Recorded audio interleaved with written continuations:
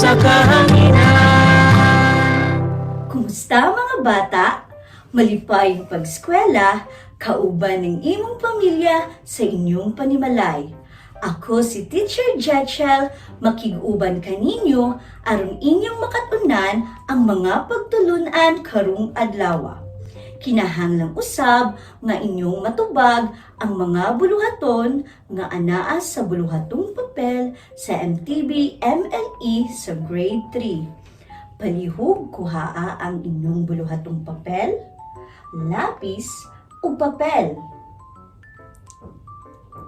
Andam na ba mo? Magsugod na kita. MTB MLE 3, ikatulong nga quarter, unang buluhatong papel. Paghatag og usa ka reaksyon ug kaugalingon nga opinyon sa mga balita ug mga isyu. Pagkahuman niini nga pagtulun-an, gilauman nga ikaw. A. Makahatag og usa ka reaksyon ug kaugalingon nga opinyon sa mga balita ug mga isyu. B.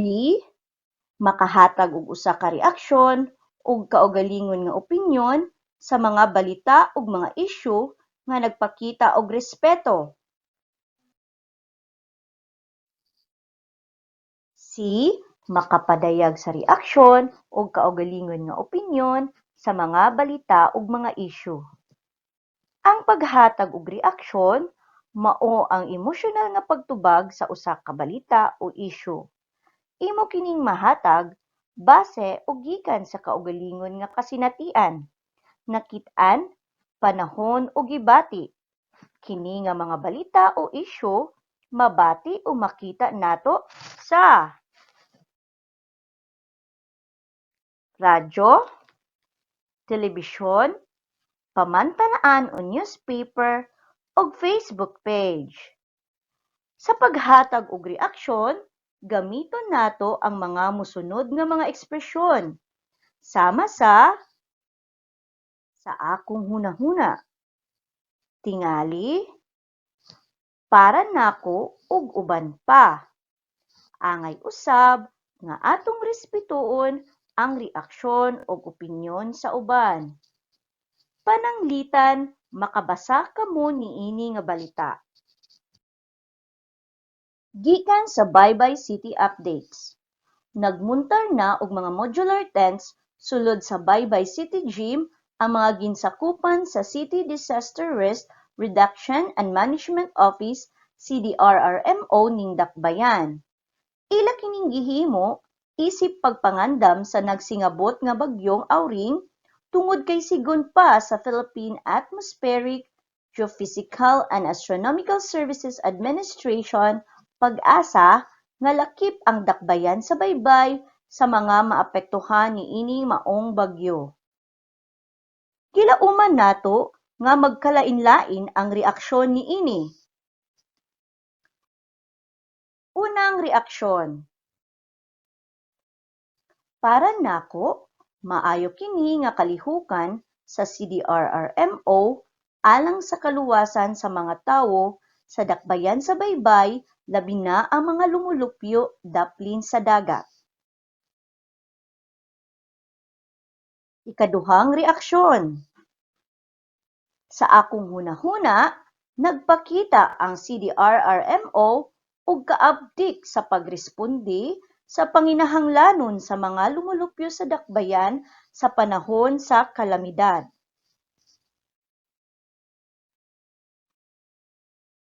Atong tubagon ang unang buluhaton. Direksyon. Butangan og check ang kahon kung unsa ang imong reaksyon mahitungod sa usa ka isyu. Unang isyu. Niabot imong lola gikan sa syudad sa Tacloban. Nidagan ka paingon sa imong kwarto aron magtago. Maayo? Dili maayo. Hatagan ko kamo og napulo ka segundo sa pagtubag.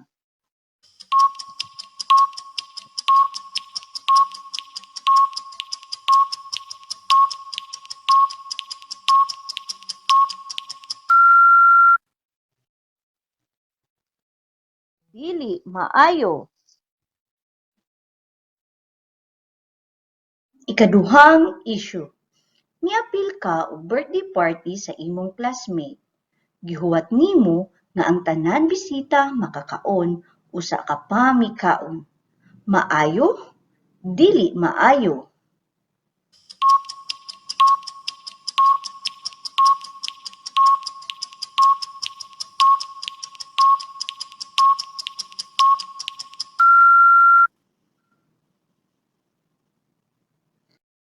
Maayo.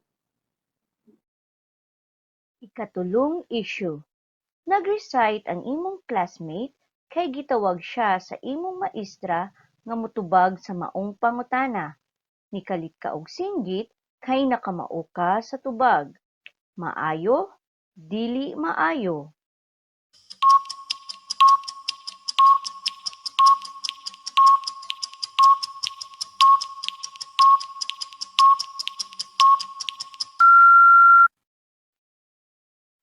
Dili maayo. Ikaupat nga issue. Nigamit ka og face mask kada adlaw, labi na kung mugawa sa panimalay, muadto sa mga tindahan aron dili matakdan sa COVID-19. Maayo? Dili maayo.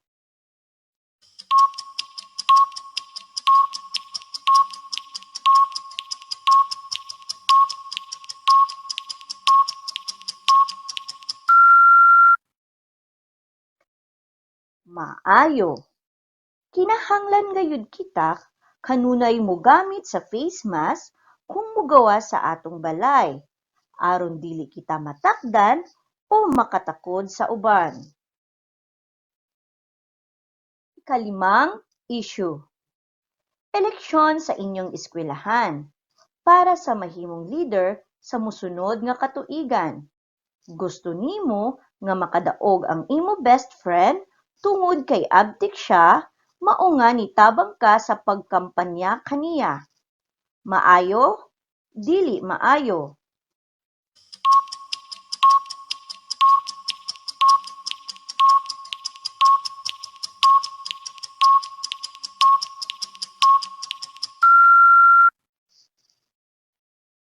Maayo. Mga bata, ato na usab tubagon ang mga pangutana sa ikaduhang buluhaton. Direksyon, lingini ang letra sa insakto nga reaksyon sa usa ka balita. Unang balita, gikan kini sa Baybay City Water District. Ang buhatan sa DCWD nagpahimangno nga adunay tropical depression Auring. Busa, giawhag ang tanan nga mag-andam o magpundo og igong tubig na maggamit ani tag-ulan samtang wala pa nato mahuman pag-implementar ang atong mga proyekto. Daghang salamat. Letter A, Dauroy, wala na pud tubig.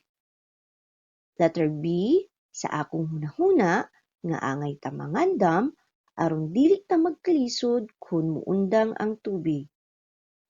Letter C, magulat kung kanus-a moagas ug balik ang tubig.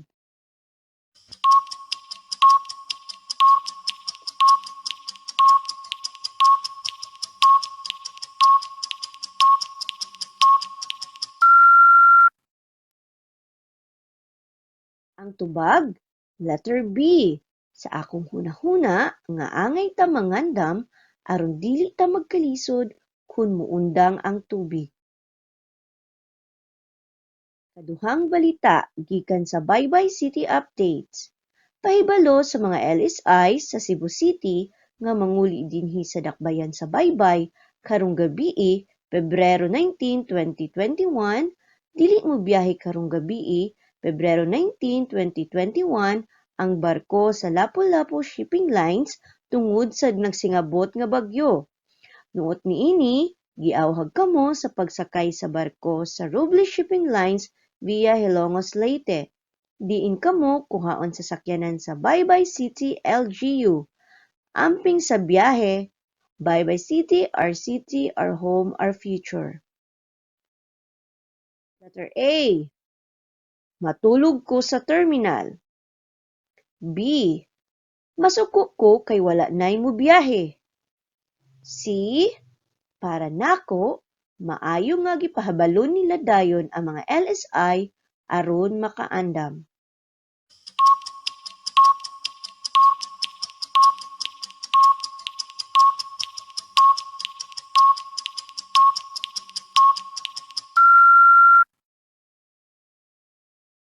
Ang tubag, letter C.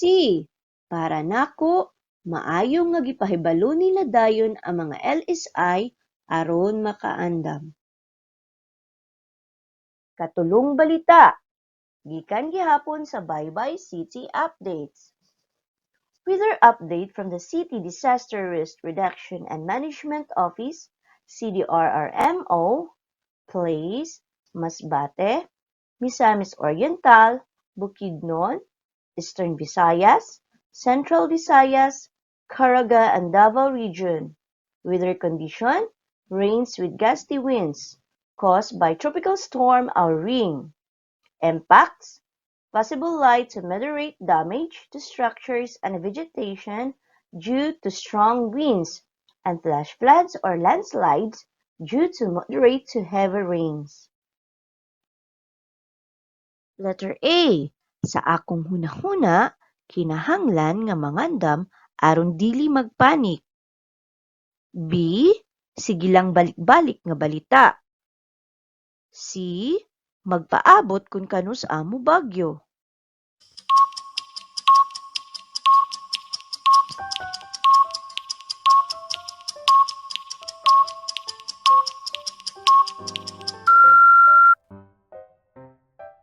Letter A.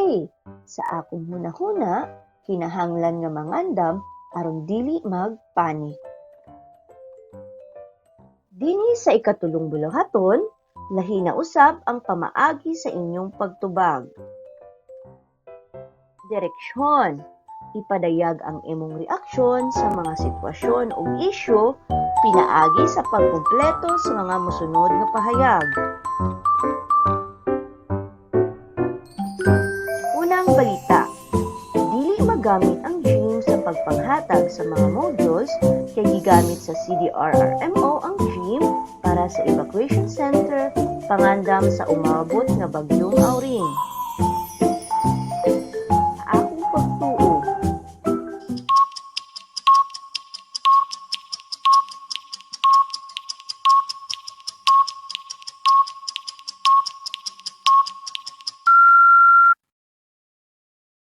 Sa akong pagtuo, sa eskwelahan himuon ang pagpanghatag sa module. Kaduhang balita. Gusto sa presidente sa Pilipinas nga masugda na ang pagpamakuna kontra COVID-19. Para nako,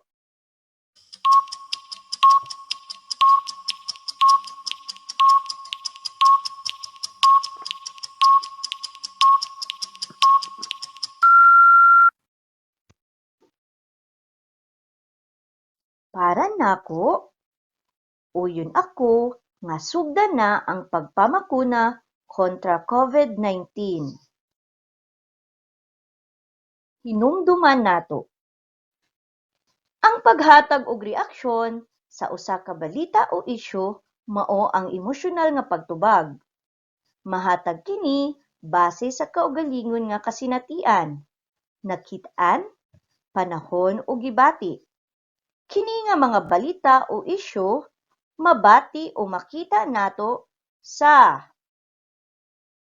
radyo, pamantalaan o newspaper, Facebook page, telebisyon. Sa paghatag og reaksyon, gamiton nato ang mga mosunod nga mga ekspresyon sama sa akong hunahuna, tingali, para nako, ug uban pa.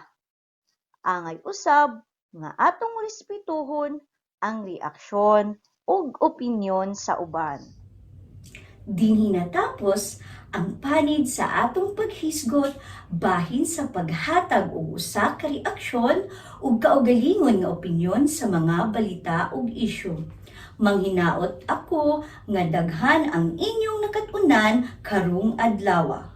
Padayon ang pagtubag sa ubang buluhaton nga anaa sa inyong buluhatong papel. Bye-bye!